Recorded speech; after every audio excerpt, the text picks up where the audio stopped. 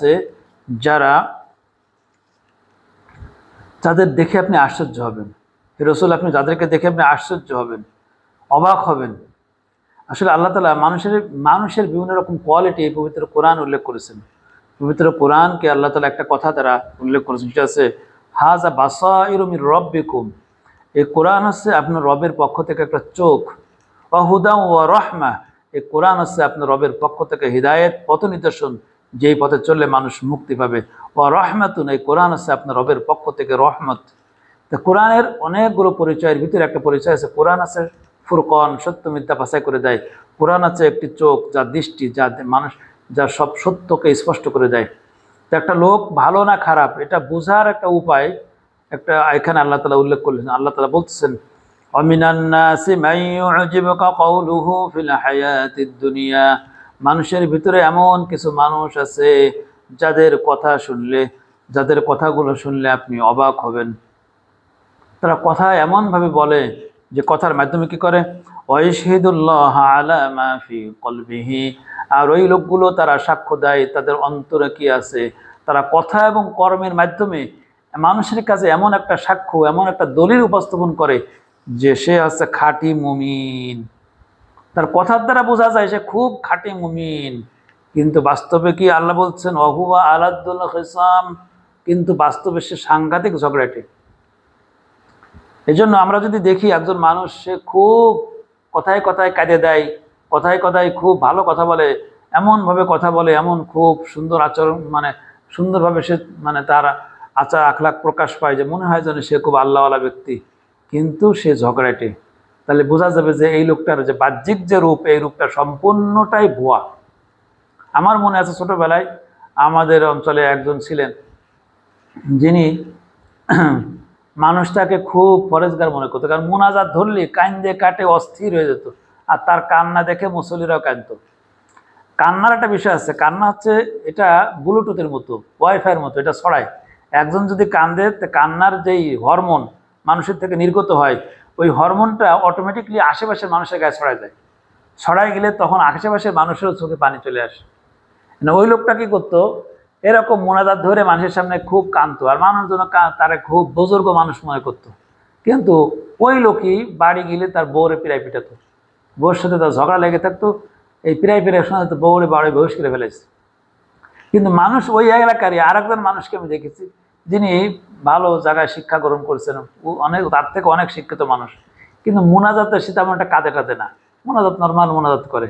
মানুষ তার মোনাজাত পছন্দ করতো না, মানুষ মনে করতো ওইটাই বড় আল্লাহর ওলি, ওরেই ডাকতো মোনাজাত করার জন্য। মিলাদ মাহফিল বিভিন্ন জায়গায় মোনাজাতের জন্য তাকে মানুষ খুঁজতো যে সে মোনাজাত করবে। আর যে ভালো আলেম জানাওয়ালা মানুষ, যার আচার আচরণ ভালো, যার এরকম ঝগড়াঝাটির অভ্যেস নেই, তারে মানুষ মোনাজাতের জন্য ডাকতো না। তো মানুষ এই যে প্রতারিত হয়, এরা হচ্ছে প্রতারক, এদেরকে বলছে আল্লাহ মুনাফিক। এরা বাস্তবিকভাবে মানুষের সামনে অভিনয় করে এমন যে খাঁটি আল্লাহ সাচ্চা বান্দা, কিন্তু সে আসলে একটা ঝগড়াটে মানুষ। কোনো মানুষ ঝগড়াটে হয়ে ঝগড়া করে, ঝগড়া যার অভ্যাস, এই লোকটা কোনোদিনও আল্লাহওয়ালা মানুষ হতে পারে না। কেন হতে পারে না আপনাদের প্রশ্ন আসতে পারে, কেন ঝগড়াওয়ালা মানুষ আল্লাহওয়ালা হতে পারে না? আল্লাহ তো নিজে বলছেন। তারপর আমাদের একটু জানার বিষয় আছে, ঝগড়া কেন হয়। ঝগড়া হয় সম অধিকার নিয়ে, ঝগড়া হয় কাউকে সামান্য বেশি বেশি দেওয়া নিয়ে, এইগুলো নিয়ে ঝগড়া হয়। আল্লাহ তাআলা কোরআনে সূরা বালাদে দেখবেন একটা আয়াত আছে, আল্লাহ তাআলা বলতেছেন আমি যাদেরকে ডান হাতে আমলনামা দেবো। ঠিক এই কথা পবিত্র কোরআনে কিয়ামতের মাঠে 3 প্রকার মানুষের কথা উল্লেখ আছে সূরা ওয়াকিয়াতে। একটা হচ্ছে ফাসহাবুল মাইমানাতি মা আসহাবুল মাইমানা ওয়া আসহাবুল মাশআমাতি মা আসহাবুল মাশআমা ওয়াস সাবিকুন আস-সাবিকুন। 3 প্রকার মানুষ। একটা হচ্ছে আল্লাহ তাআলা যাদের ডান হাতে আমলনামা দেবেন, আরেকটা হচ্ছে তাদের বাম হাতে আমলনামা দেবেন, আরেকটা হচ্ছে অগ্রবর্তী সাবিকুন আল আউয়ালুন আস-সাবিকুন আস-সাবিকুন উলাইকাল মুকাররাবুন। তারা হচ্ছে অগ্রবর্তী দল, তারা এদের থেকেও এই ডাইন হাতে যারা আমলনামা পেয়েছে তাদের থেকেও বেশি আগায় আছে আমলের দিক থেকে, তারা আল্লাহর একেবারে নৈকট্যপ্রাপ্ত বান্দা। তো এখন এই যে ডাইন হাতে আল্লাহ যাদের আমলনামা দেবে, ডাইন হাতে আমলনামা যাদের দেবে, ডাইনপন্থী, ডাইন পাশে যারা থাকবে, এদের বৈশিষ্ট্য বর্ণনা করতে যে সূরা বালাদ আল্লাহ বলছেন যে ডাইন হাতে যারা আমলনামা পাবে, আমার ওই বান্দাদের বিশেষ বৈশিষ্ট্য হচ্ছে ওয়াতাওয়াসাউ বিস-সাবরি, তারা নিজেরা সবর করে, অন্যদেরকে সবর করার আদেশ দেয়। ওয়াতাওয়াসাউ বিল মারহামা, তারা নিজেরা মানুষের প্রতি দয়া করে আর অন্যদেরকে দয়ার উপদেশ দেয়, পরস্পরকে দয়ার উপদেশ দেয়। পবিত্র কোরআনে যেখানে বলা আছে উপদেশ দেয়, তার মানে ওই কাজটা ওই বান্দা আগে ভালো করে, না করে উপদেশ দেয় না, না করে উপদেশ দেওয়াটাও একটা কবিরা গুনাহ। আল্লাহ বলছেন, ইয়া আইয়ুহাল্লাযীনা আমানু লিমা তাকুলুনা মা লা তাফআলুন কাবুরা মাকতান ইনদাল্লাহ। বান্দা তুমি ওই কথা কেন বলো যে আমল তুমি নিজে করো না, এটা আল্লাহর কাছে খুবই বড় একটা বিষয়, আল্লাহর কাছে এটা বড় একটা গুনার বিষয়। তো এখন আল্লাহ তাআলা আমাদের যে আল্লাহ বলে কোরআন আছে চোখ, আল্লাহ কোরআনের সূরা আপনার আরাফের এই যে সিজদার যে আয়াত আছে, সর্বশেষ যে সিজদার আয়াত, ওই সিজদার আয়াতের একটা দুইটা আয়াত আগে এই কথাটা আছে, হাযা বাসাইরু মির রাব্বিকুম ওয়া হুদা ওয়া রাহমা। এই কিতাব হচ্ছে রবের পক্ষ থেকে একটা চোখ, এই চোখ দিয়ে অনেক কিছু সত্য দেখা যায়। বাহ্যিকভাবে দেখা মনে হচ্ছে খুব আল্লাহওয়ালা, খুব বুজুর্গ এমন ভাব, কিন্তু সে ঝগড়াটে। তার মানে তার এই বুজুর্গিগিরি, তার আল্লাহওয়ালাগিরি সম্পূর্ণটাই ভুয়া। এটা কোনো এর সাথে তার বাস্তবতা কর্মের কোনো, তার ইমানের সাথে এগুলো যায় না। কিন্তু আমরা কি দেখতে পাই, আল্লাহ রসুলের যে বিখ্যাত হাদিস, যে একজন মহিলা সম্পর্কে বলা হলো যে মহিলার ফরজ ইবাদত আছে, ফরজ সিয়াম আছে, তেমন নফল তেমন কিছু নাই, কিন্তু তার প্রতিবেশীরা তার প্রতি সন্তুষ্ট। আল্লাহ রসুল বলেন এই মহিলা জান্নাতি। আর এক মহিলার ব্যাপারে বলা হলো যে মহিলার নফল ইবাদত আছে, নফল সিয়াম আছে, নফল দান সদকা আছে, প্রচুর দান সদকা করে, কিন্তু এই মহিলার আচরণে এই মহিলার প্রতি তার প্রতিবেশীরা সন্তুষ্ট না। আল্লাহ রসুল বলে দিলেন এই মহিলা জাহান্নামী। কারণ ওই মহিলা এখনো মুমিন হতে পারে নাই। মুমিন হওয়ার যে বৈশিষ্ট্য ছিল সেই বৈশিষ্ট্যের ভিতরে আসতে পারে নাই। মুমিন হতে গেলে, ডাইনে হাতে আমল নামা পেতে গেলে যে বৈশিষ্ট্য দরকার সেটা হচ্ছে রহম করা, মানুষের প্রতি দয়া করা। সে দয়া করতে পারে না, সে সামান্য বিষয় ছাড় দিতে পারে না। কারণ এক জায়গায় 10 জন মানুষ থাকলে মানুষের সমস্যাটা হয়, কম বেশি হয়, ভুল ত্রুটি হয়। সে ভুল ত্রুটিগুলো ক্ষমা করার যোগ্যতা তার ভিতরে নেই। সে রহম করতে পারে না, যে রহম করতে পারে না, ঝগড়া করে, এই ঝগড়াটা মানুষ কোনোদিনও, আল্লাহ তাআলা বুঝে দিলেন, এই ঝগড়াটা মানুষ কোনোদিনও ভালো মানুষ না, তার অন্তরে ঈমান এখনো বসেনি। আল্লাহ তাআলা বলেছেন, ওয়াইজা তাওয়াল্লা সাআ ফিল আরদি লিইউফসিদা ফিহা ওয়া ইহলিকাল হারসা ওয়ান নাসলা।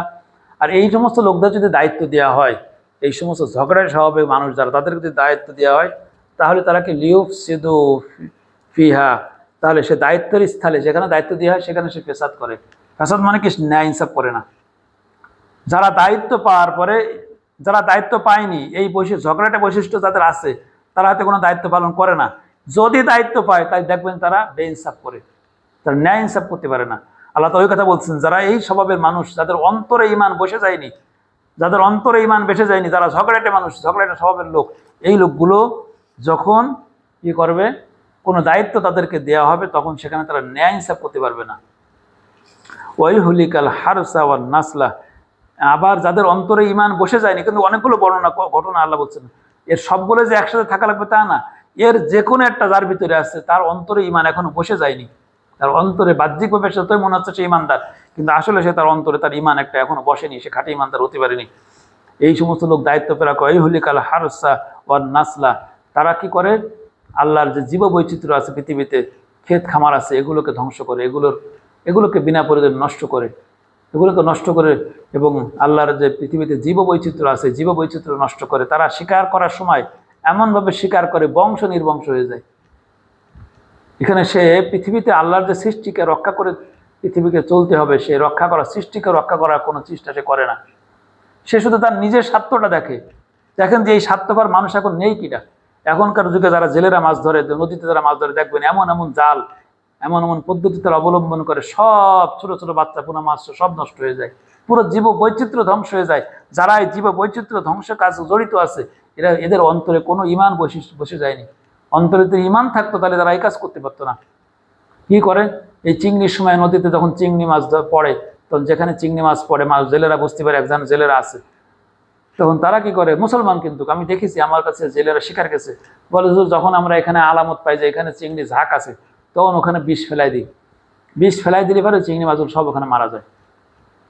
মারা যাওয়ার পরে ওরা যেতে হবে, তারপর আস্তে করে জাল দিয়ে টাইনি ওখান থেকে সবগুলো উঠে ওই মাছগুলোকে আবার একটা মেডিসিনের ভিতরে রাখে, বিষটা কাটা যায়, কারণ ওই বিষ মাছ দিলে পারে মানুষ খেয়ে তো মারা যাবে। এই জন্য মানুষ যাতে মরে না যায় আর খুনির আসামি না হওয়া লাগে, এই জন্য তারা ওই মাছগুলোকে আবার আর একটা মেডিসিনে ঢুকানোর মাধ্যমে সেই বিষটা হয়তো কেটে যায়। আসলে কি 100% বিষ কাটে? ও কিছু না কিছু বিষ থেকে যায়, যেটা হয়তো মানুষকে হঠাৎ করে মেরে দেয় না, কিন্তু মানুষকে আস্তে আস্তে অনেক ক্ষতির দিকে নিয়ে যায়। এইভাবে করে জীববৈচিত্র্য ধ্বংস করা, এই সমস্ত চায়না বিভিন্ন রকমের ফাঁদ আছে, বিভিন্ন রকম জাল আছে, কারেন্ট জাল আছে, এগুলোর দ্বারা জীববৈচিত্র্য ধ্বংস হয়। যারা আল্লাহর জীববৈচিত্র্য ধ্বংস করে এই লোকগুলোর অন্তরে ঈমান বসে যায়নি। পৃথিবীতে আল্লাহ যে সমস্ত গাছপালা দিচ্ছেন, এই গাছপালাকে যারা সংরক্ষণ করার চেষ্টা করে না, এগুলোকে বাদ দিয়ে সে নিজের মতো নিজের খামখেয়ালি নিজের স্বার্থ দেখে, আল্লাহর সৃষ্টিগুলোকে সংরক্ষণের চেষ্টা করে না, এই লোকগুলো যারা আছে আল্লাহ বলছে এদের অন্তরে ঈমানটা বসে যায়নি।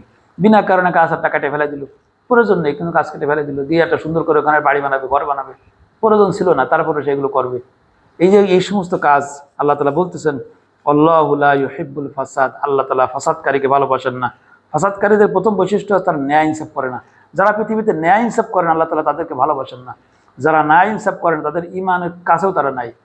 আল্লাহ তাআলা বলতেছেন পবিত্র কোরআনে, আল্লাহ তা'দিলু উদিলু হুয়া আকরাবু লিত-তাকওয়া, সূরা মায়েদার ভিতরে আল্লাহ বলতেছেন যে ব্যক্তি ন্যায় ইনসাফ করে সে তাকওয়ার কাছাকাছি আছে। আকরাবু লিত-তাকওয়া, তাকওয়ার সে এখনো তাকওয়া পুরোপুরি পায়নি, তাকওয়ার কাছাকাছি নিকটবর্তী সে আছে। আর যার ভিতরে ন্যায় ইনসাফ নেই সে তাকওয়া থেকে বহু দূরে আছে। সে বাহ্যিক বেশভূষায় মুসলমান হতে পারে, মুমিন হতে পারে, কিন্তু তার অন্তরে কিচ্ছুই নাই, অন্তরের দিক থেকে সে মুমিন হতে পারে নাই। পবিত্র কোরআন এমন একটা কিতাব, এই কিতাবে মুসলমানের দুইটা উদাহরণ দেওয়া আছে, একটা আছে খাঁটি মুসলিম, একটা আছে ভেজাল মুসলিম। যারা বাহ্যিক মুসলমান সূরা তাওবাতে পাবেন, আর আজকে এখানে পেয়ে গেলাম এরা বাহ্যিক মুসলমান কিন্তু ভিতরে মুসলমানরা। রব্বুল আলামিন আপনার পবিত্র কোরআনে সূরা আনফালে যে আয়াতগুলো আছে খাঁটি মুমিন, এই আয়াতগুলো সম্পর্কে একটা বিখ্যাত তাফসির আমরা বিখ্যাত ঘটনা পাই। হযরত হাসান বসরি রাদিয়াল্লাহু তাআলা আনহু রহমতুল্লাহ আলাই, তিনি আপনার প্রায় 100-র অধিক সাহাবীর সাথে তার সরাসরি সাক্ষাৎ হয়েছিল। তিনি ছিলেন তাবিদের ভিতরে একজন বড় তাবি এবং কোরআনের ভালো একজন পণ্ডিত। হাসান বসরি রাদিয়াল্লাহু তাআলা আনহুকে যখন প্রশ্ন করা হয়েছিল যে আপনি কি মুমিন, তখন উনি বলেছিলেন যে আমাকে যদি প্রশ্ন করো, ওই যে ইমানে মুফাসসিলুন যে আমানতু বিল্লাহি ওয়া মালাইকাতিহি ওয়া কুতুবিহি ওয়া রুসুলিহি, এই যে কালেমা আছে এই কালেমা অনুযায়ী আমি মুমিন। কিন্তু যদি তুমি জিজ্ঞেস করো যে সূরা আনফালের ভিতরে যা বলছে উলাইকা হুমুল মুমিনুনা হাক্কান, এই বৈশিষ্ট্যগুলো যাদের ভিতরে আছে তারাই হচ্ছে সত্যিকারে খাঁটি মুমিন, যদি তুমি আমাকে ওই আয়াতের আলোকে জিজ্ঞেস করো তাহলে আমি বলবো যে আমি সেই মুমিন হতে পারিনি। পবিত্র কোরআনে মুমিনের দুই রকম বৈশিষ্ট্য আছে, খাঁটি মুমিন আর নর্মাল মুমিন। আবার আরেকটা আছে মোটেই না, সে ইমানের ধারে কাছেও না। এইখানে যে কথাগুলো বলছে যেই লোকগুলোর ভিতরে এইসব বৈশিষ্ট্য আছে এই লোকগুলো ইমানের ধারে কাছেও নেই। এরা ইমান মোটেই তাদের ইমান নেই, খাঁটি ইমানদার তো নাই না, ভেজাল ইমানদারও তারা না, তারা মুনাফিক পর্যায়ের মানুষ। আল্লাহ তাআলা বলতেছেন এই লোকগুলো পরিস্থিতি কেন এরকম হলো, ওয়াইজা কিলা লাহু তাকিল্লাহ, যখন তাদেরকে বলা হয় তোমরা ঝগড়া করে না আল্লাহকে ভয় করো, ঝগড়া করে না আল্লাহকে ভয় করো, যখন তাদেরকে বলা হয় বেইনসাফ করে না আল্লাহকে ভয় করো, ন্যায় ইনসাফ প্রতিষ্ঠা করো, যখন তাদেরকে এই কথাগুলো বলা হয় আখাযাতুহুল ইজ্জাতা বিল ইসমি, তাদের ইজ্জত তাদেরকে পাপের সাথে ধরে রাখে। আখাযা মানে ধরে রাখে, ইজ্জাতা বিল ইসমি তাদের এই পাপের সাথে তাদের ইজ্জত সম্মান তাদেরকে ধরে রাখে, তারা ইজ্জত সম্মান হওয়ার কারণে তারা এই পাপ ছাড়ে না। ফাহাসবুহু জাহান্নাম, আল্লাহ বলেন তাদের জন্য জাহান্নামই যথেষ্ট। আল্লাহ যখন বলে যথেষ্ট জাহান্নাম, তাহলে তার সে কোশ্চিনকালও জান্নাতে যাবে না। অথচ এই সমস্ত বৈশিষ্ট্য নিয়ে আমরা ঘুরে বেড়াচ্ছি। আমাদের স্বভাবই ঝগড়াটি, আমাদের স্বভাবই হয়ে গেছে যে যেখানে দায়িত্ব পাই, দায়িত্ব পাওয়ার পরে আমি খামখেয়ালি কাজকাম করি, দায়িত্ব পাওয়ার পরে ন্যায় ইনসাফ ভুলে যাই। আজকে বাংলাদেশের এত দুর্গতি কেন? বাংলাদেশের পথে ঘাটে আনাচে কানাচে যেখানে যে দায়িত্ব পালন করতেছে এর অধিকাংশ মানুষ একেবারে বেইনসাফ ভুলে গেছে। সব জায়গায় দলীয়করণ, সব জায়গায় আত্মীয়করণ। এই আত্মীয় দলীয়করণের কারণে ইনসাফ প্রতিষ্ঠা হয় না। আজকে সারা পৃথিবীতে এই অবস্থা হয়েছে, মুসলমানদের ভিতরে ইনসাফ নাই, ন্যায় ইনসাফ নেই। যে সমস্ত মুসলমান শাসক, নেতা, মাতব্বার, সর্দার, এদের ভিতরে যাদের ন্যায় ইনসাফ নেই, এরা প্রত্যেকটা মানুষ ইমানের বাইরে আছে। এরা খাঁটি ইমানদার না, এরা মূলত বাহ্যিকভাবে ইমানদার, প্রকৃতপক্ষে এরা মুনাফিক, প্রকৃতপক্ষে এরা খাঁটি মুনাফিক। আল্লাহ তাআলা বলছেন ফাহাসবুহু জাহান্নাম, জাহান্নামই এদের জন্য যথেষ্ট, ওয়ালা বিইসাল মিহাদ, আর এটাই কতই না নিকৃষ্ট আবাসস্থল। আল্লাহ তাআলা এটা বলেন মুনাফিকদের সম্পর্কে। মুমিনের আবরণে যারা আছে বাহ্যিকভাবে তারা ইমানেরকে খুব মানুষের কাছে ফোকাস করে, কিন্তু আসলে তারা মুনাফিক। আমরা দেখি অনেক বক্তাকেও দেখি, এর কথা আমি বলতে চাচ্ছিলাম না তা বলি, অনেক বক্তাকে আমরা দেখি ওয়াজের মাঠে এমনভাবে কাইন্নে কাটে ওয়াজ করে, এমনভাবে সুন্দরভাবে কথা বলে, তসবি একখান হাতে নিয়ে ওয়াজের মাঠে ওয়াজও করছে, তসবিও টিপতেছে, মানুষের কাছে এমন ভাব যে সুন্দর একটা সে খাঁটি মুমিন। মানুষের কাছে আমল জাহির করা এটা কোনো মুনাফিকের লক্ষণ। আমি যে আমল, আমার আমল থাকবে গোপন, মানুষকে আমি দেখাবো যে আমি এই আমল করি, আমি বুজুর্গ, এই ভাবটা যদি মানুষের কাছে আমার কর্মের দ্বারা প্রকাশ পায়, তাহলে আমি মুনাফিকের লক্ষণের ভিতরে আছি। এই বক্তাদেরকে আমরা আবার দেখি সামান্য ছোটখাটো কারণে আর এক বক্তাকে, আর এক আলেমকে, আর এক ব্যক্তিকে ওয়াজের মাঠে দাঁড়ায় গালাগালি করে, এই তুই বেয়াদব, তুই এই তুই কাফের, তুই মোর্শেক, কত রকম। যারা এই কাজগুলো করে, ঝগড়া যাদের স্বভাব, এই ঝগড়াটা স্বভাবদের বক্তা বলেন, আলেম বলেন, আর পীর বলেন, এরা কোনোটাই খাঁটি ইমানদার না, এরা মুনাফিকের কাতারের কাছাকাছি আছে। এই ঝগড়াটা স্বভাবটা মুনাফিকের স্বভাব।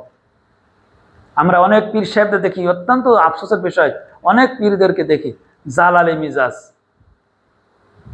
তাহাজ্জুদ পড়ে হয়তো হয়তো একটু বেশি নফল ইবাদত করে, তার মিজাজ হয়ে যায় জালালি মিজাজ, মানে গরম মিজাজ, তার সাথে কথা বলা যায় না। একটু এদিক ওদিক দেখলে জায়গায় দাঁড়ায় সে এমন মিজাজ দেখায়, মানে সে আছে নবীর উপরে বুজুর্গ হয়েছে।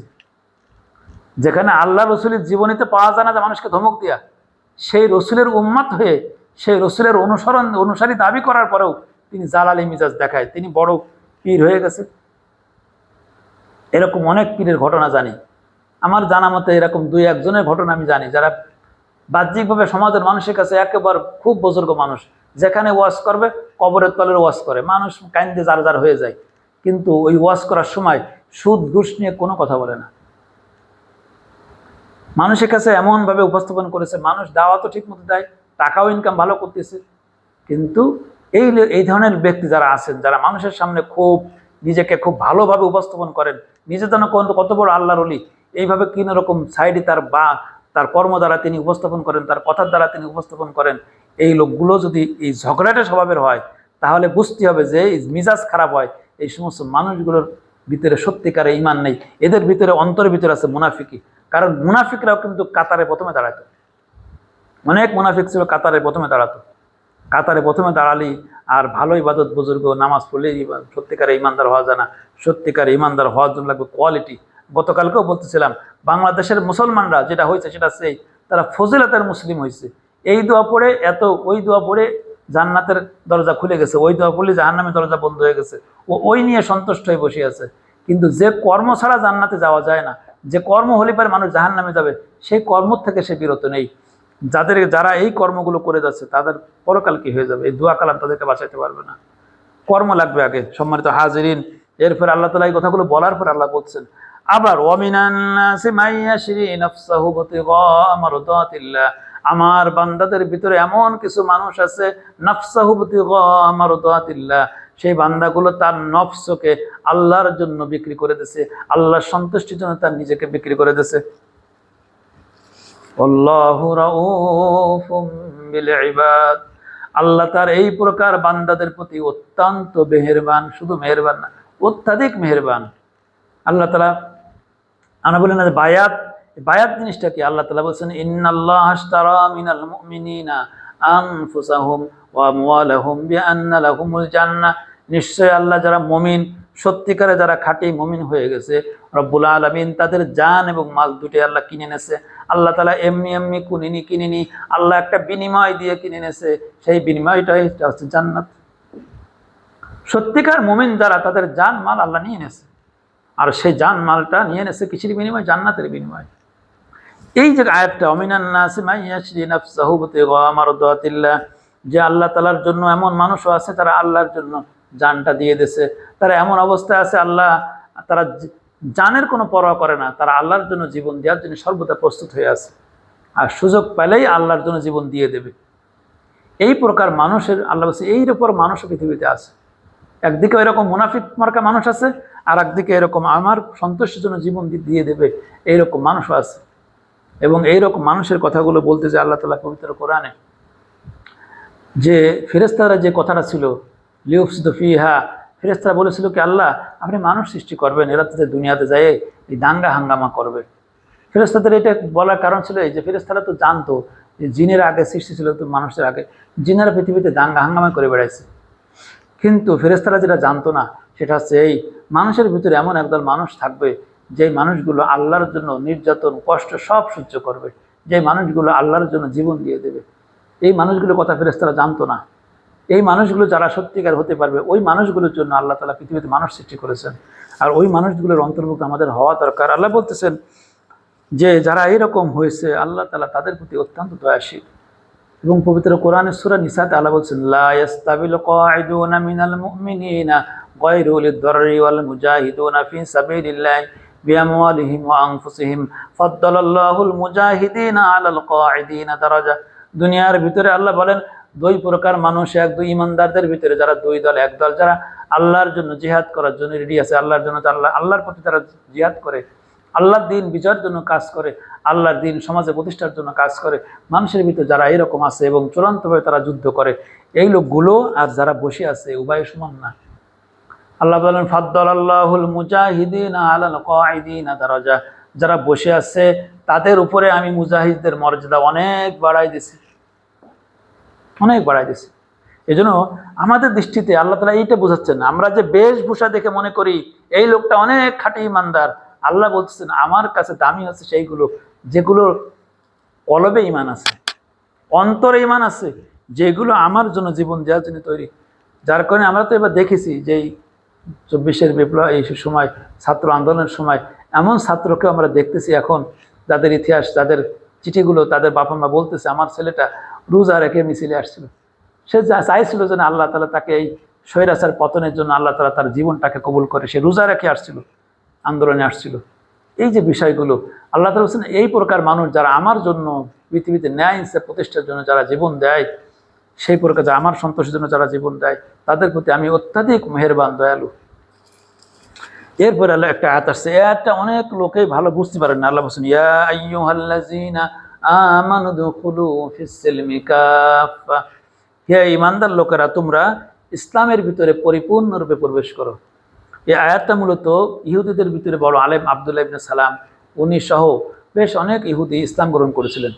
ইসলাম গ্রহণ করার পরে এই ওনাদের যে পূর্বের যেই কিতাব অনুযায়ী ওনারা বনি ইসরায়েলের ইসলাম হযরত ইয়াকুব আলাইহিস সালামের কিছু আমল যে বিষয়গুলো তারা আগের থেকে মেনে আসতে তারা সেইটা মানা ধরলেন, সেটাকে ছাড়তে পারলেন না। আর একটা আছে তারা শনিবার, ইহুদিদের যেই উৎসবের দিন, আনন্দের দিনটা শনিবার, যে দিনটা ওদের জুম্মা, আমাদের যেমন জুম্মা দিন ওদের আছে শনিবারে ওদের আনন্দের দিন, ওদিকে বিশেষ ইবাদতের দিন।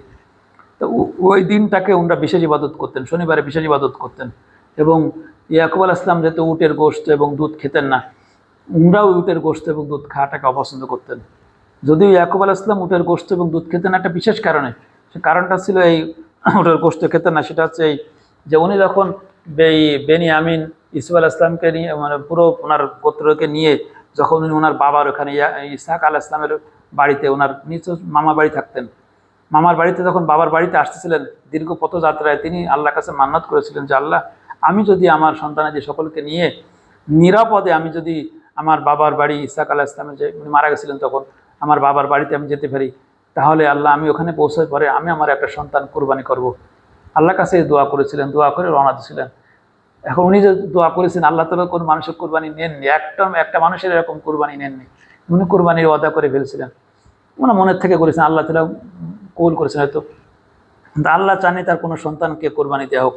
তাই তিনি কি করলেন, আল্লাহ তাআলা প্রতিমধ্যে আল্লাহ তাআলা উনি যেখানে রাত্রি যাপন করতেছিলেন, রাত্রি যাপন করার সময় ওই কাফেলার ভিতরে হঠাৎ করে একটা লোক ঢুকে পড়ে, একটা মানুষ ঢুকে পড়ে। ঢুকে পড়ার পরে ইয়াকুব আলাইহিস সালাম হঠাৎ করে জেগে তাকে দেখে ফেলেন, দেখে ফেলে তাকে জড়ায় ধরেন, তাকে ধরে ফেলেন যে এই চোর ধরেছি, চোর মনে করেন সে চোর, চোর হিসেবে তাকে জড়ায় ধরেন।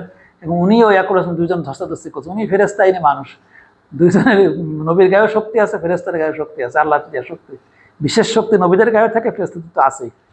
এখন ধস্তাধস্তি করা অবস্থায় উনি ওই ফেরেশতা ইয়াকুব আলাইহিস সালামের রানে একটা জায়গায় বিশেষ রগে চাপ দেন, ওই চাপ দেওয়ার কারণে ওনার ওই হঠাৎ করে ওনার অন্ডকোষে জ্বালা যন্ত্রণা শুরু হয়, ওনার একশিরা রোগ দেখা যায়। তা উনি পরবর্তীতে উনি ছেড়ে দেন, তাকে ছেড়ে দিলে ফেরেশতা আস্তে করে আকাশের দিকে উঠে চলে যায়। তখন তিনি বুঝতে পারেন যে ইনি ফেরেশতা, উনি যে আল্লাহর কাছে দোয়া করেছেন নিরাপদে ফিরে যাওয়া, উনি নিরাপদে আর ফিরতে পারলেন না, উনি একটু ক্ষত হয়ে গেলেন, ওনার রোগটা হয়ে গেল, যার কারণে উনি যখন পৌঁছে গেলেন তখন ওনার কুরবানিটা করা লাগলো না, ওনার মান্যতটা পূরণ করা লাগলো না। তো ইয়াকুব আলাইহিস সালাম তখন আল্লাহর কাছে দোয়া করে, পরবর্তীতে দোয়া করছে আল্লাহ আমার এই রোগটাতে সেরে যায়, আমার পছন্দের যে গোশত উটের গোশত আমি খাবো না। তা উনি মনে মনে দোয়াটা করে বলে ফেলেছেন, নিয়ত করে ফেলেছেন। পরবর্তীতে ওনার যখন এই একশিরা রোগটা ভালো, উনি যদি আল্লাহর কাছে এমনি বলতেন যে আল্লাহ আমার এটা ভালো করে দেন, আল্লাহ ভালো করে দেন, কিন্তু ওনার কি মনে হয়েছে উনি চেয়েছেন যে আমি আল্লাহর জন্য এটা বাদ দেবো, তা আল্লাহ তাআলা ওনার দোয়া কবুল করলেন, ওনার এই রোগটা ভালো হয়ে গেল। এর পরবর্তীতে উনি নিজে শুধুমাত্র খেতেন না, ওনার বংশের সবাই খেতেন, উনি শুধুমাত্র নিজে খেতেন না। তারপর ইহুদি আলেমরা, ইহুদিদের ভিতরে অনেক ভালো ভালো মানুষ তো ছিল, তারা ইয়াকুব আলাইহিস সালামকে ভালোবেসে, তিনি যেহেতু খেতেন না তারা খেতেন না, নবীর সুন্নাত পালন করার দোষের কিছু নেই। তো এখন এই যে আব্দুল্লাহ ইবনে সালাম সহ অন্যান্য যারা ইহুদি, যারা মুসলমান হয়েছিল, তারাও উটের গোশত তখন খাওয়া বন্ধ, তারা বন্ধ রাখছে, উটের গোশত তখন তারা খায় না, এবং তারা ওই শনিবার দিনটাকে বিশেষ ইবাদত বন্দি করে। তখন আল্লাহ বলেন যে হে ইমানদার লোকেরা, ইসলামে যখন আসছো পরিপূর্ণভাবে ইসলামে আসো, আগের দিন চলবে না, আগের নিয়ম কানুন চলবে না, ইসলামের যে নিয়ম কানুন আছে সেই নিয়ম কানুন মানতে হবে, কোনো বেদাত চলবে না।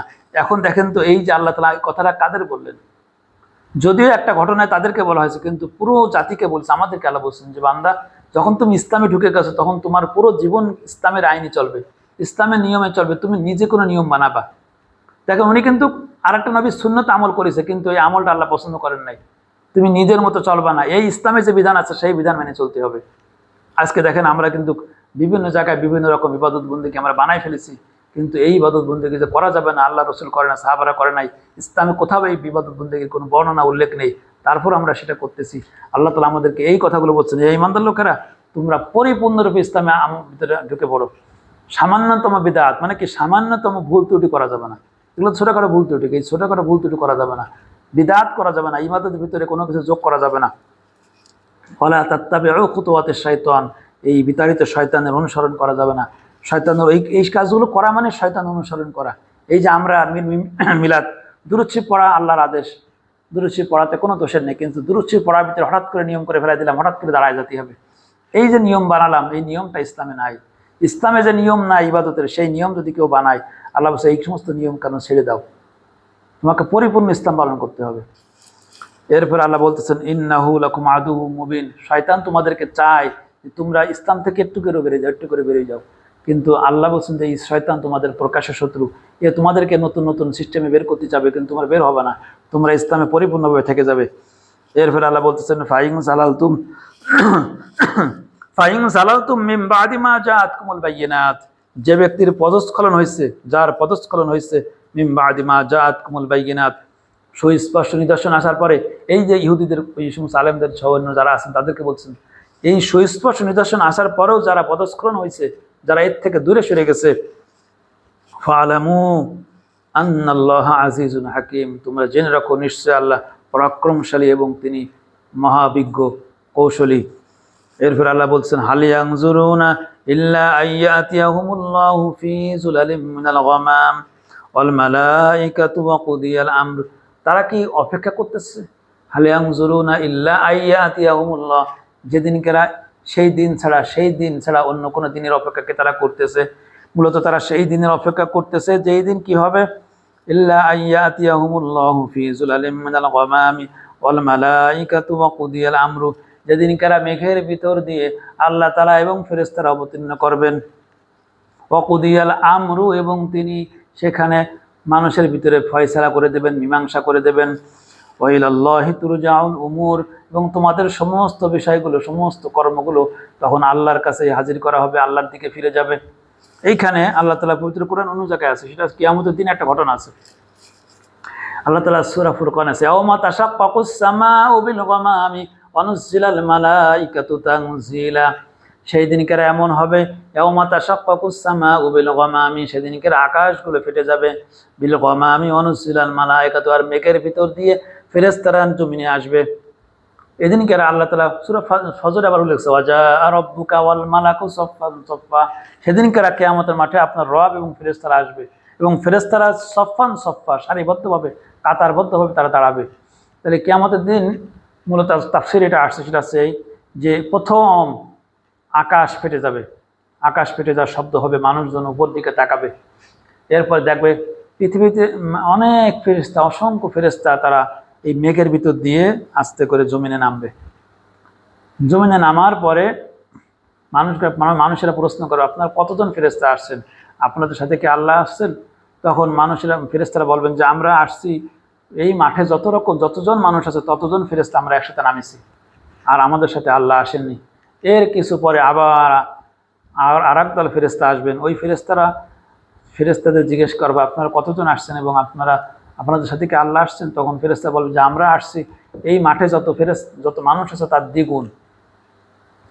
অর্থাৎ একজন মানুষ ফেরেশতা সমান দুইজন ফেরেশতা। তাহলে আগে আসছে একদল একজন, এখন আর মোট তিনজন, প্রতিটা মানুষের কাছে তিনজন ফেরেশতা হয়ে গেল। তারা বলবেন যে আমাদের সাথে আল্লাহ আসেনি। এরপর আবার আওয়াজ হবে এবং ফেরেশতারা নামবে। এই ফেরেশতারা ইনরা হবেন আসছে ওই মাঠে দ্বিতীয়বারে যারা আসছে তাদের দ্বিগুণ। দ্বিতীয়বার আসছে দুইজন করে, প্রতি মানুষের সংখ্যা দুইজন। আর তৃতীয়বার আসলে প্রতি মানুষের সমান সমান চারজন। তার মানে হাসরের মাঠে একজন মানুষের সমান সমান 7 জন ফেরেশতা অবতীর্ণ হবে। এবং তৃতীয়বারে আল্লাহ তাআলা সরাসরি আসবেন। তারা বলছেন যে এই যে তারা যে অপেক্ষা করতেছে এই কিয়ামতের মাঠে, যেই দিনকার মেঘের মধ্য দিয়ে ফেরেশতারা আগমন করবেন, আল্লাহ আসবেন, সেই দিনের তারা অপেক্ষা করতেছে, সেই দিনের জন্য তারা তাকায় আছে। আর সেই দিন আল্লাহ তাআলা সমস্ত কর্ম তাদের আল্লাহর দিকে প্রত্যাবৃত্ত হবে এবং আল্লাহ তাদের সমস্ত হিসাব করে দেবেন, ফয়সালা করে দেবেন। এরপর আল্লাহ বলছেন সাল বনী ইসরাইল, হে রাসূল আপনি বনী ইসরাইলদেরকে প্রশ্ন করেন, জানেন, তাদেরকে জিজ্ঞাসা করেন, কাম আতাইনাহুম মিন আয়াতিন বাইয়িনাহ, তাদেরকে আমি কত সুস্পষ্ট নিদর্শন দিয়েছি। বনী ইসরাইলদেরকে আল্লাহ তাআলা কত দিয়েছে, একটা দুটো না, অসংখ্য দিয়েছে। বনী ইসরাইলদেরকে আল্লাহ তাআলা চোখের সামনে লোহিত সাগরকে শুকাই দিয়ে সেই সাগরের ভিতর দিয়ে 12টা রাস্তা করে দিয়েছে। তারা মাটি দিয়ে 12টা রাস্তা দিয়ে পার হয়ে চলে আসছে। চোখের সামনে তারা দেখেছে আকাশ থেকে মান্না সালোয়া আসছে, তারা সেই খাবারগুলো, বিশেষ খাবার তারা সংগ্রহ করে খাইছে। তারা চোখের সামনে আল্লাহর রহমত দেখেছে। তাদের চোখের সামনে মুসা আলাইহিস সালাম আল্লাহর কাছে দোয়া করলেন। মুসা আলাইহিস সালামকে আল্লাহ বললেন তুমি পাথরে আঘাত করো। তিনি পাথরে আঘাত করলেন, 12টা ঝর্ণা হয়ে গেল। প্রত্যেকে 12টা গোত্র 12টা ঝর্ণা থেকে তারা পানি পান করলো। তারা চোখের সামনে দেখেছে। এরপরে ফিরাউন বংশের উপরে যেই সমস্ত বালাগুলো এসেছিল, তাদের এই দফা দেওয়া ওয়াল কুম্মালা, এই যে ব্যাং, সার পোকা, তারপরে জলোচ্ছ্বাস, রক্ত সহ যেই কটা, এটা 9টা মুজিজা আল্লাহ তাআলা দিয়েছিলেন, এগুলো তারা দেখেছে। যে একই জায়গায় ফিরাউনের বংশের লোকেদের প্রতিটা হাঁড়ি কুড়ি বাসন সব জায়গায় যা খেতে যায় তার ভিতরে ব্যাং আছে, কিন্তু বনী ইসরাইলের কারোর ঘরে খাবারে কোথাও ব্যাং নেই। একই জায়গায় বন্যার পানি আসছে, বনী ইসরাইলদের কারো বাড়িতে পানি ঢোকে নাই, কিন্তু ফিরাউনের প্রতিটা বাড়িতে পানি ঢুকে গেছে বন্যার পানি। এইরকম ভাবে আল্লাহ তাআলার অসংখ্য নিদর্শন তারা দেখছে। এই আল্লাহ বলছেন যে বনী ইসরাইলদেরকে হে রাসূল আপনি প্রশ্ন করেন, তাদেরকে কত স্পষ্ট নিদর্শন আমি তাদেরকে দান করেছিলাম। ওমাই ইউবাদদিল নি'মাতাল্লাহি মিন বাদি মা জাতুহু, যে ব্যক্তি আল্লাহর নিয়ামত তাদের কাছে আসার পরও তা পরিবর্তন করে। আল্লাহর নিয়ামত কি? আল্লাহর নিয়ামত আছে আল্লাহর কিতাব, এই কোরআন আছে আল্লাহর নিয়ামত। এই নিয়ামত কোরআনের পূর্ব যে সমস্ত কিতাব আছে সমস্ত কিতাবকে আল্লাহ নিয়ামত। ওদের কাছে যে নিয়ামত ছিল কিতাব, সেই কিতাবকে তারা কি করলো? পরিবর্তন করলো। যেখানে আল্লাহ নবীর পরিচয় ছিল সেই সমস্ত পরিচয় জায়গাগুলো তারা মুছে ফেললো। এইভাবে আল্লাহ বলছেন যে ব্যক্তি আল্লাহর এই নিয়ামতকে পরিবর্তন করলো, ফাইন্নাল্লাহা শাদীদুল ইকাব, নিশ্চয়ই আল্লাহ শাস্তিদানে অত্যাধিক কঠোর। এই কথাটা বলার পরে এখন পরবর্তী যে আয়াত, আল্লাহ তাআলা বলতেছেন যুয়্যিনা লিল্লাযীনা কাফারুল হায়াতুদ দুনিয়া, আমি কাফেরদের জন্য দুনিয়ার জীবনকে আমি সুশোভিত করে দিছি, সাজাই দিছি। কাফেরদের কাছে দুনিয়ার জীবন অত্যন্ত মনোমুগ্ধকর করে দিছি। দেখুন তো এই আয়াতটা মনে হবে না আমার আপনাকে বলা হচ্ছে? যে ব্যক্তি দুনিয়ার জীবন মনোমুগ্ধকর যার কাছে মনে হয়, দুনিয়ার জীবনের আরাম আয়েশ যে ব্যক্তি খোঁজে, পবিত্র কোরআনে মুমিনদের ধন সম্পদের কথা আছে, কিন্তু মুমিনরা আরাম আয়েশে জীবন বেছে নেয় না। যারা আরাম আয়েশে জীবন বেছে নেয় কি জন্য নেয়? কারণ দুনিয়ার এই আরাম আয়েশ তাদের কাছে খুব পছন্দনীয় হয়েছে। আল্লাহ তাআলা বলছেন আমি কাফেরদের জন্য আমি দুনিয়ার এই সমস্ত আরাম আয়েশকে আমি সুশোভিত করে দিয়েছি, আকর্ষণীয় করে দিয়েছি। পবিত্র কোরআনে সূরা আরাফের ভিতরে সূরা আল ইমরানে 2য় পৃষ্ঠায় 1ম পৃষ্ঠা পরের পৃষ্ঠা আল্লাহ শেষে আল্লাহ বলছেন যুয়্যিনা লিন-নাসি হুব্বুশ শাহাওয়াতি মিনান নিসাই ওয়াল বানিন ওয়াল কানাতিরিল মুকান্তারাতি মিনাজ যাহাব, আমি মানুষের জন্য সুশোভিত করে দিয়েছি শাহাওয়াতি মিনান নিসাই, নারীর প্রতি ভালোবাসা, নারীর প্রতি কামনা বাসনা তার ভিতরে আমি সৃষ্টি করে দিয়েছি। সে নারীর দিকে ঝোঁকবে। দুনিয়ার জীবন মানেই তার প্রথম আছে নারীর দিকে ঝোঁকবে, সন্তানদের দিকে ঝোঁকবে, লোক বলের দিকে ঝোঁকবে, তার লোক বল বেশি লাগবে, তার লোক বল, তার ক্ষমতা, এটার দিকে সে ঝুঁকবে। এবং সে ঝুঁকবে স্বর্ণ রূপার দিকে ঝুঁকবে, সে ঝুঁকবে সম্পদের দিকে ঝুঁকবে, সে এক এক সময় এক এক বাড়ির দিকে ঝুঁকবে। এই কথাগুলো আল্লাহ তাআলা ওইখানে ওই আয়াতে আল্লাহ তাআলা বলছেন। আর এই আয়াতে আল্লাহ বলছেন যে কাফেরদের জন্য আমি এটা একেবারে এমন করে দিয়েছি, তারা এগুলো নিয়ে পড়ে থাকবে। ওয়ায়াসখারুনা মিনাল্লাযীনা আমানু, কাফেরদের অন্তরকে এমন করে দিয়েছি তারা ইমানদারকে বিদ্রূপ করবে, ইমানদারকে ছোট করে দেখবে। ইমানদারকে অবমূল্যায়ন করবে। যেটা পৃথিবীতে দেখেন যে এখন কত মুসলমান যে টাকা পয়সার মালিক হয়ে যায়, হয়ে গেলে তার বাড়িতে সমস্ত আসবাবপত্র চেঞ্জ হয়ে যায়, বাড়ি হয়ে যায় রাজার বাড়ির মতো হয়ে যায়, এবং মানুষদেরকে সে চাকর বাকর মনে করে, মানুষদেরকে নিচু মনে করে। যারা এরকম করেন কিন্তু মুখে বাহ্যিকভাবে আসলে আপনি ইমানের দাবি করেন, কিন্তু আসলে আপনার ইমান অন্তরে নাই। ইমান যদি অন্তরে থাকতো তাহলে এই সমস্ত সাজসজ্জার দিকে আপনি যেতেন না। পবিত্র কোরআনে ফিরাউনের যে বাড়ির কথা আল্লাহ উল্লেখ করছেন, ফিরাউন যখন ঘর করেছিল সেই ঘরে কিছু কারুকার্য ছিল, ওই কারুকার্যের কথা আল্লাহ উল্লেখ করে বলতেছেন পবিত্র কোরআন, আল্লাহ তাআলা বলতেছেন এরা যেন চিরকাল পৃথিবীতে বেঁচে থাকবে, যে এত সুন্দর কারুকার্য করেছে। দেখেন যে আজকে এই কাজগুলো কারা করতেছে, অসংখ্য মুসলমানরা আজকে এই কাজ করতেছে। টাকা পয়সার মালিক হয়ে গেলি ঘরকে, বিশেষ করে যদি 5 তলা বাড়ি বানায়, 5 তলা বাড়ি বানানোর পরে নিজে যে ঘরে থাকবে সেই ঘরের জন্য যে ফ্ল্যাটটা সে রাখে, সেই ফ্ল্যাটকে এমনভাবে সাজায়, আল্লাহ তাআলা বলতেছেন তারা এমনভাবে সাজায় মনে হয় যেন তারা চিরকাল এই ঘরে থাকবে। আল্লাহ তাআলা এটা চরম অপছন্দ করেন এই কাজটা, অথচ অধিকাংশ টাকাওয়ালা মুমিনরা এই কাজই করতেছে। আল্লাহ বলছেন আমার পবিত্র কোরআনে অসংখ্য জায়গায় এটা আছে। আমি একটা ক্লু দিই, যেমন আপনার সূরা ওয়াকিয়ার ভিতরে দেখবেন জান্নাতীদের বর্ণনা যখন শেষ হয়ে গেল, সূরা ওয়াকিয়ার প্রথম অংশ শেষ হওয়ার পরে যখন জাহান্নামীদের বর্ণনা আসছে, তখন তাদের কথা একটাই, আল্লাহ বলছেন যে তারা দুনিয়াতে ছিল নিরাপদ, দুনিয়াতে তারা ভোগ বিলাসে মত্ত ছিল। ভোগ বিলাসটা কি? আমার ঘরে এই আজকে বাজারে পরে বাজার, আমার ঘরে আরাম আয়েশ করার জন্য সমস্ত ফার্নিচার, সমস্ত উপকরণ এগুলো করা, এই সমস্ত ভোগ বিলাস করা, এগুলো কোনো মুমিনের কাজ না, এগুলো সব কাফেরদের বৈশিষ্ট্য। আসুন যারাই এখন এই পর্যায়ে আছেন, নিজেদেরকে, নিজের টাকা থাকা ভালো জিনিস, টাকা থাকা এই জন্য সাহাবা একরাম রিদওয়ানুল্লাহি তাআলা আজমাইন তারা বলতেন যে আমরা টাকা ইনকাম করতাম, আমাদের নিয়ত থাকতো এই যে আমি টাকা ইনকাম করে আমার স্ত্রী সন্তানদের খাওয়াবো, আমার আশেপাশে যারা আছে গরিব মানুষ তাদের জন্য উপকার করব, এই নিয়তে তারা টাকা ইনকাম করার সময় ওই নিয়ত করে টাকা ইনকাম করতো, এবং টাকাটা তারা ওইভাবেই খরচ করতো। মুমিনের টাকা থাকা এটা খুবই জরুরি দরকার, কারণ মুমিনের টাকা যদি থাকে তাহলে মুমিন একা উপকৃত হয় না, মুমিনের আশেপাশে সবাই উপকৃত হয়। এরকমভাবে আমাদেরকে আল্লাহ সম্পদ রাখার দরকার আছে, কিন্তু সম্পদ যেন কেউ ভোগ না করে। অত্যাধিক পরিমাণে সম্পদ ভোগ করা এটা কিন্তু কাফিরের লক্ষণ। আল্লাহ তাআলা আমাদের সকলকে এইখান থেকে বাঁচাক। এবং দ্বিতীয় বিষয় আছে, যারা গরিব মানুষ, ইমানদার, গরিব ইমানদারকে যেন ছোটো করে না দেখা হয়। ছোটো করে দেখলে আমি আপনি অনেক পিছনে পড়ে যাব। আল্লাহ তাআলা বলছেন তিলকা দারুল আখিরাতু নাজআলুহা লিল্লাযিনা লা ইউরিদুনা উলুওয়ান ফিল আরদি ওয়ালা ফাসাদা। আমি ওই সমস্ত মানুষের জন্য আমার আখিরাতের ঘরটা আমি তৈরি করে রেডি করে রাখছি, লা ইউরিদুনা উলুওয়ান ফিল আরদি, যারা দুনিয়াতে বড় হতে চায় না, ওয়ালা ফাসাদা, দুনিয়াতে কোনো ফাসাদ করে না, বেইনসাফ করে না, দুনিয়াতে যখন থাকে তখন ন্যায় ইনসাফের উপরে থাকে। তা আসুন আমরা মানুষদেরকে কখনো ছোট মনে করব না, নিজেদের কখনো অহংকার করব না। যত সম্পদ হোক, যতই ক্ষমতা আসুক, যত বড় আলেম হই, যত বড় বুজুর্গ হই, কোনো সময় আমি অন্যদেরকে ছোট করব না। আজকে যারা আমি মনে করতেছি জাহান্নামী মানুষ, সেই লোকটাই 2 দিন পরে এমনভাবে ঈমান আনবে, ঈমান আনার পরে হয়তো আমার থেকে, আমার আপনার থেকে অনেক মর্যাদা নিয়ে জান্নাতে যাবে। আর আমি আপনি হয়তো জীবনে এমন সময় এমন পাপ করে জাহান্নামে চলে যেতে পারি। এই জন্য আমলের কারণে, বুজুর্গের কারণে কাউকে ছোট মনে করা যাবে না, এলেমের কারণে অন্যদেরকে তুচ্ছ মনে করা যাবে না, নেতৃত্বের কারণে অধীনস্থদের তুচ্ছ মনে করা যাবে না, সম্পদের কারণে গরিবদেরকে তুচ্ছ মনে করা যাবে না। এই আমলগুলো আমরা চেষ্টা করি। এরপর আল্লাহ বলছেন আল্লাহু ইয়ারযুকু মান ইয়াশাউ বিগাইরি হিসাব, আল্লাহ যাকে চান তারা হিসাব ছাড়া, বিগাইরি হিসাব, তাকে রিজিক দান করেন।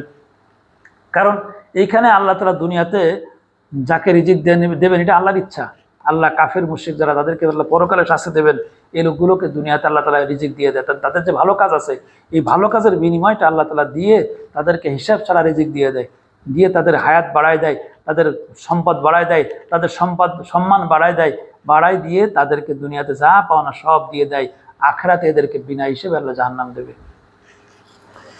আল্লাহু আকবার। এরপর আল্লাহ বলছেন কানান নাসু উম্মাতাও ওয়াহিদা, তোমরা ছিলে একটা জাতি, তোমরা এত ভিন্ন ভিন্ন জাতি হয়েছে কিন্তু মূলত তোমরা একটা জাতি ছিলে। ফাবাআসাল্লাহু নাবিয়িনা, আমি দুনিয়াতে প্রেরণ করেছি তোমাদের মাঝে। আল্লাহ বলছেন আল্লাহ তাআলা দুনিয়াতে পাঠাইছেন নাবিয়িন, অনেক নবী পাঠাইছেন, মুবাশশিরিনা ওয়া মুনজিরিন। এই নবীদের কাজ ছিল দুইটা, একটা হচ্ছে এই নবীরা মানুষদেরকে সুসংবাদ দিয়েছে যে বান্দা তোমরা যদি এইভাবে আল্লাহর ইবাদত করো, আল্লাহর নিষিদ্ধ কাজগুলো যেগুলো আল্লাহ নিষিদ্ধ করেছেন সেই কাজগুলো থেকে বিরত থাকো, তাহলে তোমাদের জন্য আছে জান্নাত। ওয়া মুনজিরিন, আল্লাহ বলেন আমি তাদের নবীদেরকে পাঠাইছি, তারা মানুষকে সতর্ক করেছে বান্দা যদি তোমরা আল্লাহর ইবাদত না করো আর শয়তানের ইবাদত করো, আল্লাহ যে সমস্ত কাজ করতে নিষেধ করেছে তোমরা যদি সেই কাজগুলো করো, তাহলে তোমাদের জন্য জাহান্নাম রেডি আছে। নবীদেরকে আল্লাহ বলেন, আমি এই দুইটা কাজ নবীদেরকে দিয়েছি। ওয়ানজালা মাআহুমুল কিতাব বিল হাক্কি, আর নবীদের কাছে আমি কিতাব অবতীর্ণ করেছি সত্য সহকারে। কেন করেছি, কিতাবটা কেন দিয়েছি? কিতাবের কারণটা হচ্ছে লিয়াহকুমা বাইনান নাস বিল হক, তারা মানুষের মাঝে যেন ফয়সালা করে দেয়। লিয়াহকুমা বাইনান নাস ফীমা ইখতালাফু ফীহ, মানুষগুলো যেসব বিষয়ে মতভেদ করে, যেসব বিষয়ে তারা একজন আরেকজন এক একটা মত দেয়, সেখানে আমি অ্যাকুরেট একই মত দিয়ে, সত্য মত দিয়ে, সঠিক মতামত দিয়ে, সঠিক ফয়সালা দিয়ে আমি কিতাব অবতীর্ণ করে দিছি। ওমা ইখতালাফাল্লাযীনা উতুল কিতাবা ইল্লা মিন বা'দি মা জাআতুহুমুল বায়িনাতু বাগয়াম বাইনাহুম।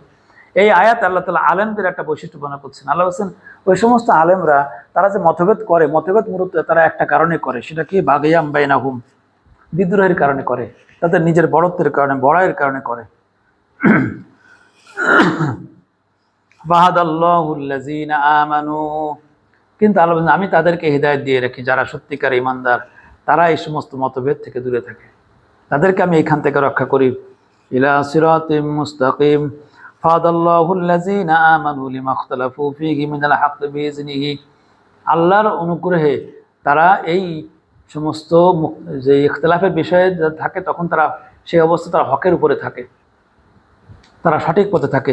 পবিত্র কোরআনে দেখবেন সূরা আপনার হুদের শেষের অংশে, সূরা ইউসুফের একটু আগে আল্লাহ তাআলা একটা কথা বলতেছেন। আল্লাহ তাআলা বলতেছেন, ইল্লা মার রহিমা রব্বুক, আপনার রবের রহম যার উপর আছে, শুধুমাত্র সেই ব্যক্তিটাই আপনার এই যে মতভেদ থেকে বেঁচে থাকতে পারে। আল্লাহ তাআলা ওই আয়াতে একটা কথা আছে, আল্লাহ বলছেন যে ওয়ালাউ শাআ রাব্বুকা লাজাআলান নাসা উম্মাতান ওয়াহিদা, আপনার রব যদি চাইতেন, আল্লাহ তিনি সমস্ত সবাইকে একই জাতি বানাইতে পারতেন। ওয়ালা ইয়াযালুনা মুখতালিফিনা, তারা এই বিভিন্ন রকম মতভেদ এগুলো তারা করতো না, মতভেদ বাড়াবাড়ি তারা করতো না। আল্লাহ তাআলা চাইলে একই উম্মত বানাতে পারতেন, কিন্তু এই মতভেদ থেকে তারা বাঁচবে কারা? এই মতভেদটা আল্লাহ কেন রাখছেন? এই মতভেদ রাখছে এই জন্য যে এইখানে যারা উলুল আলবাব আছে, এই উলুল আলবাবরা সত্য গ্রহণ করবে। মত থাকবে অনেক, কিন্তু যারা উলুল আলবাব, যারা জ্ঞানী মানুষ, যারা বিবেককে কাজে লাগায়, তারা সত্যটা গ্রহণ করবে। আল্লাহ তাআলা পবিত্র কোরআনে এই সমস্ত লোকের কথা বলতেছেন যে তারা কারা। আল্লাহ যে সূরা যুখরুফে আসছে, আল্লাযীনা ইসতামিউনাল কাওলা ফায়াত্তাবিউনা আহসানাহু, আমার ওই প্রকার বান্দা আছে তাই তারা সব বিষয়গুলো শোনে, ফায়াত্তাবিউনা আহসানাহু, আর এখান থেকে যখন অনুসরণ করে তখন ওইটার ভিতর থেকে হক যেটা, সত্য যেটা, যেটা উত্তম, সেইটাকে তারা অনুসরণ করে, সেইটারও তারা আনুগত্য করে, সেইটাকে তারা মেনে চলে। আউলাইকা হুমুল আলবাব, এই লোকগুলো হচ্ছে উলুল আলবাব। উলুল আলবাব যারা, তাদেরকে আল্লাহ তাআলা এই উলুল আলবাব পর্যায়ে যারা ঈমানদার, সেই প্রকার ঈমানদার যারা, তারাই মূলত আল্লাহ বলছেন যে তারাই মূলত এই সমস্ত মতভেদ থেকে বেঁচে থাকে। আল্লাহু ইয়াহদি মান ইয়াশাউ ইলা সিরাতিম মুস্তাকিম, আল্লাহ রাব্বুল আলামিন যাকে চান তাকেই তিনি সিরাতাল মুস্তাকিমের পথ দেখান। আল্লাহ কার জন্য চান? আল্লাহ তাআলা সেটা কোরআন থেকে বলেছেন, আল্লাহ কার জন্য চান। আল্লাহ বলেন, ইয়াহদি বিহিল্লাহু মানিত্তাবা রিদওয়ানাহু সুবুলাস সালাম, আমি এই কোরআন দিয়ে আমি আমার ওই প্রকার বান্দাদেরকে পথ দেখাই, আমার যেই বান্দাগুলো মানিত্তাবা রিদওয়ানাহু, যেই বান্দাগুলো আমার সন্তুষ্টি অনুসন্ধান করে, রবের সন্তুষ্টি, সে তার রবের সন্তুষ্টি অনুসন্ধান করে, সুবুলাস সালাম, এবং সত্য পথটাকে সে অনুসন্ধান করে, আমি এই কোরআন দিয়ে তাদেরকে পথ দেখাই দিই। আল্লাহ যে যাকে তাকে দেখান কথা ঠিক, কিন্তু কাকে দেখান? যার ভিতরে হিদায়াত পাওয়ার এই গুণগুলো আছে। এইখানে আমরা একটা জিনিস পেলাম যে নবীদেরকে আল্লাহ তাআলা কেন বাড়িয়েছেন? বাশির এবং নাজির এবং ফয়সালা দানকারী। এই কথাটা এখানে পুরো ক্লিয়ার হলো না, আর একটা এই কথাটা পুরো ক্লিয়ার আল্লাহ তাআলা করেছেন সূরা হাদীদে। সূরা হাদীদের শেষ পৃষ্ঠা, অর্থাৎ এই যে 27 নম্বর পারার শেষ পৃষ্ঠায়, হিফজ কোরআন শরীফের 27 নম্বর পারার শেষ পৃষ্ঠায় আল্লাহ তাআলা বলতেছেন, লাকাদ আরসালনা রুসুলানা বিল বায়িনাত, আমি রসুলদেরকে প্রেরণ করেছি বিল বায়িনাত, উজ্জ্বল নিদর্শন দিয়ে, উজ্জ্বল প্রমাণ আদি দিয়ে, তাদের কাছে কিতাব দিয়ে দিছি, উজ্জ্বল প্রমাণ দিয়ে দিছি। ওয়া আনসালা মাআহুমুল কিতাব, তাদেরকে আমি কিতাব দান করেছি, রসুলদেরকে আমি কিতাব দান করেছি। ওয়াল মিজান লিয়াকুমান নাস বিল কিসত, রসুলগণ এই কিতাব দ্বারা কি করতেন? তারা মিজান প্রতিষ্ঠা করেছেন। লিয়াকুমান নাস, মানুষের মাঝে তারা প্রতিষ্ঠা করেছেন বিল কিসত, ন্যায় ইনসাফ। রসুল যখন পৃথিবীতে আসছে তখন সমস্ত তাগুতের শক্তিকে আল্লাহ তাআলা ভেঙে দিয়েছে।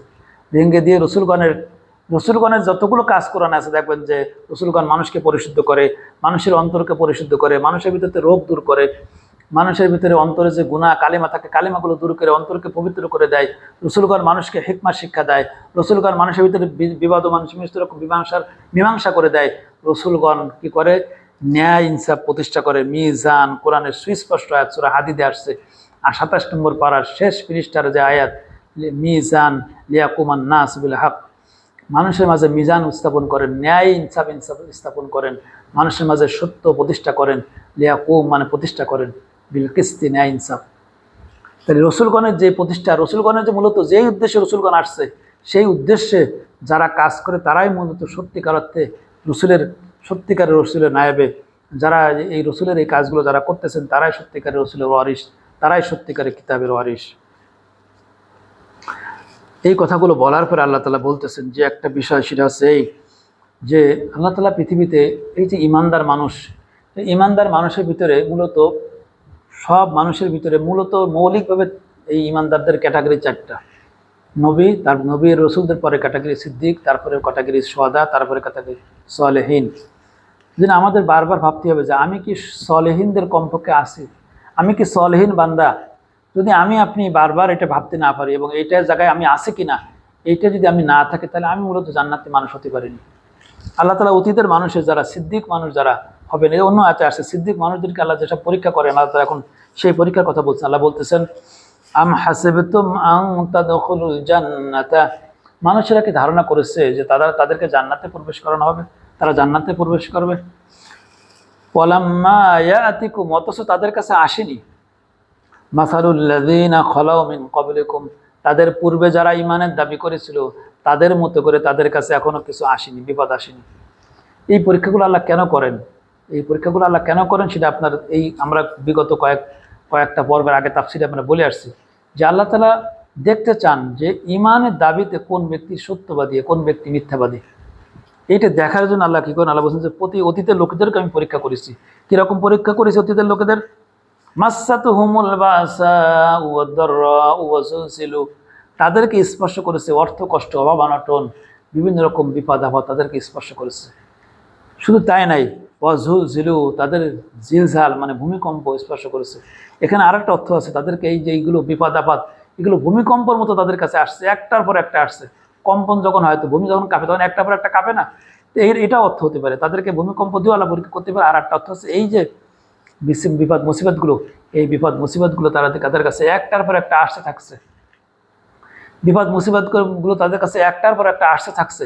আসতে আসতে এই বিপদ মুসিবতে থাকতে থাকতে তাদের অবস্থা এমন হয়ে গেছে, আল্লাহ বলছেন হাত্তা ইয়াকুল রাসূল, তারা এমনকি তারা লাস্টে বলে ফেলছিল, এই কথাগুলো তারা বলে ফেলছিল, মাতা নাসরুল্লাহ, কখন আল্লাহর সাহায্য আসবে, কখন আল্লাহর সাহায্য আসবে। তারা নবীদেরকে এই কথা বলছিল, রসুলদেরকে এই কথা বলছিল, কখন আল্লাহর সাহায্য আসবে, আমরা তো আর পাচ্ছি না, আমাদের কষ্ট হয়ে যাচ্ছে। কিন্তু এই কষ্ট, এই দুঃখ, তারপরেও আল্লাহর এই বান্দাগুলো ঈমান ছেড়ে দেয়নি, আল্লাহর এই বান্দাগুলো আল্লাহর প্রতি অসন্তুষ্ট হয়নি, আল্লাহর এই বান্দাগুলো আল্লাহকে বেশি কথা বলে নাই, গালিগালাজ করে নাই, যেটা আমরা করি, আল্লাহকে দোষারোপ করা। যেটা আমরা বলি, আমাদের একটা বিপদ হলে আমরা বলি আমি এমন কি পাপ করলাম আল্লাহ আমার এই বিপদ দিল। অধিকাংশই বড় বড় কোনো বিপদ হলেই অধিকাংশ মানুষের ভিতরে এই রোগই দেখা যায়, সে ঘুরে ফিরে আল্লাহরে দায়ী করে, আল্লাহ আমার এই দিল, আমি কি পাপ করেছি। সেদিনকে রাতে দেখলাম একজন আমার এক বড় বোন, তিনি বলছে আল্লাহর কাছে সালাম কি, আল্লাহ দিল কি, মানে এই যে আল্লাহর কাছে কি আমি এই চাইছিলাম, আল্লাহ আমার এই দিল। এইভাবে আল্লাহকে অভিযোগ করে কথাবার্তা বলা, এই কথাগুলো বলে, এই কথাগুলো কোন গোলামের সাথে সাজে না। যে ব্যক্তি গোলাম হয়েছে তার কাজ আছে মালিকের সব ফয়সালা মেনে নিয়ে, বিপদ আপদ মুসিবত সব মেনে নিয়া, এটাই হচ্ছে গোলামের ফজিলত। এই যে সে যে গোলাম হয়েছে, সে যে দাবি করলো আল্লাহ লা ইলাহা ইল্লাল্লাহ, আল্লাহ আপনি ছাড়া কোনো ইলাহ নেই, আপনি ছাড়া আমি আর কারো গোলাম না, আমি শুধুমাত্র আমি একমাত্র আপনার গোলাম। এই যে কথাটা বান্দা বললো যে আমি আপনার গোলাম, এই কথাটা সত্য কিনা এই যে যাচাই করেন আল্লাহ বিপদ দিয়ে। এই কথা সত্যতা ঈমান ইবাদত দিয়ে প্রতিষ্ঠিত হয় না। আমি আপনি যে সত্যিকারে আল্লাহর গোলাম, এইটার জন্য আমি যে রোজা নামাজ সিয়াম করি, এগুলোই এতেও আপনার পরিপূর্ণভাবে প্রতিষ্ঠিত হয় না। যদি তাই হতো ইবলিস তো বেঁচে যেত। আল্লাহ তাআলা জান্নাত দেওয়ার আগে ইবাদত বন্দেগী তো জান্নাতের জন্য লাগবেই লাগবে, কিন্তু এর পাশাপাশি আল্লাহ তাআলা একটা চূড়ান্ত পরীক্ষা নেবেন, আর সেই পরীক্ষায় যে উত্তীর্ণ হবে, আল্লাহ তাআলা অন্য জায়গায় বলছেন উলাইকা হুমুস সিদ্দিকুন ওয়া উলাইকা হুমুল মুত্তাকুন। যারা পরীক্ষায় উত্তীর্ণ হতে পারে তারাই ইমানের দাবিতে সত্যবাদী, তারাই মূলত সত্যিকার মুত্তাকি বান্দা। আল্লাহ তাআলা আমাদেরকে এরপরে আল্লাহ শেষে বলছেন আলা ইন্না নাসরাল্লাহি করিব, হ্যাঁ অবশ্যই তোমাদের জন্য আল্লাহর সাহায্য অতি নিকটেই আছে বান্দা, তুমি সবর করো, তোমার জন্য অবশ্যই অবশ্যই আমার পক্ষ থেকে নিয়ামত আসতেছে, তুমি একটু ধৈর্য ধারণ করো, আর একটু ধৈর্য ধারণ করো, আমার প্রতি অতিষ্ঠ হয়ে না, আমার প্রতি গালিগালাজ করে না, আমার ফয়সালার উপরে সন্তুষ্ট থাকো। যেই ব্যক্তি এরকম আল্লাহর ফয়সালার উপর সন্তুষ্ট থাকবে, আলা ইন্না নাসরাল্লাহি করিব, অবশ্যই আল্লাহর সাহায্য তার নিকটে আসতেছে, অবশ্যই সাবিরিন, এরকম ধৈর্যশীলদের জন্য আল্লাহর পক্ষ থেকে আছে সুসংবাদ, জান্নাত এবং দুনিয়াতেও আল্লাহর পক্ষ থেকে বারাকা সুসংবাদ আছে। আল্লাহ তাআলা আমাদের সকলকে এই যে কতগুলো কথা আমরা বললাম, সত্যিকার ইমানদার এবং মুনাফিক, এই সত্যিকার ইমানদারদের ভিতরে আল্লাহ তাআলা আমাদেরকে রাখুন, এবং সমস্ত মতভেদের ভিতরে আল্লাহ আমাদের ইমানকে হেফাজত করুক, এবং এই যে সাজানো গোছানো ইমানদার, প্রতারক ইমানদার, মুনাফিক পর্যায়ের ইমানদারদের খপ্পর থেকে আমাদেরকে আল্লাহ হেফাজত করুক বলে আমিন। আমা আলাইনা ইল্লাল বালাগ। আসসালামু আলাইকুম ওয়া রাহমাতুল্লাহ।